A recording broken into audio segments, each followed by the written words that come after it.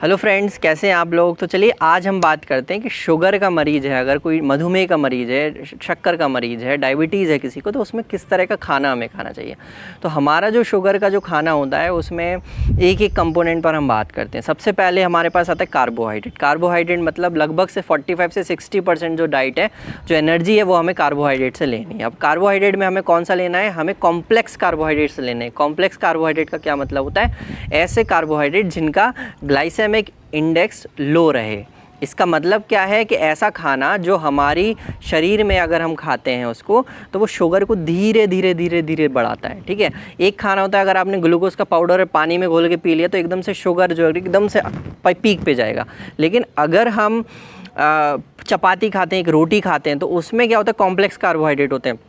Whole grain wheat की जो चपाती होती है, या फिर जो हमारे पास ब्राउन राइस होते हैं, या हमारे नट्स होते हैं, ये सब चीज़ें जो रहती हैं वो कॉम्प्लेक्स कार्बोहाइड्रेट होते हैं, वो धीरे धीरे धीरे शुगर को रिलीज़ करते हैं। तो ये आपको ध्यान में रखना है। दूसरा बात करते हैं प्रोटीन के ऊपर। प्रोटीन में हमें ध्यान में रखना है कि हमें लगभग 1 से 1.2 ग्राम प्रोटीन लेना है।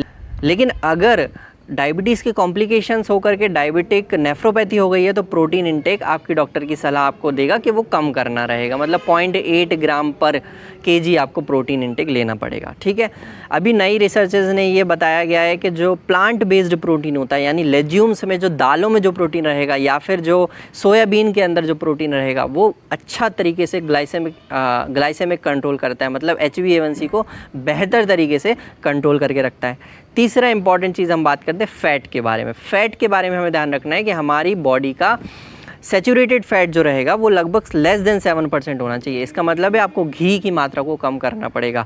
आपको सैचुरेटेड, मोनो अनसैचुरेटेड और पॉली अनसैचुरेटेड फैट्स जो रहेंगे, मतलब तेल ऐसे मूफा और पूफा जिसमें ज़्यादा रहेगा, वो हमें यूज़ करना है।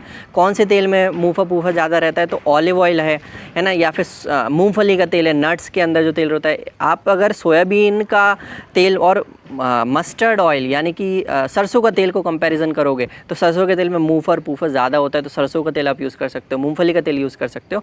तो इसका ध्यान में रखना है।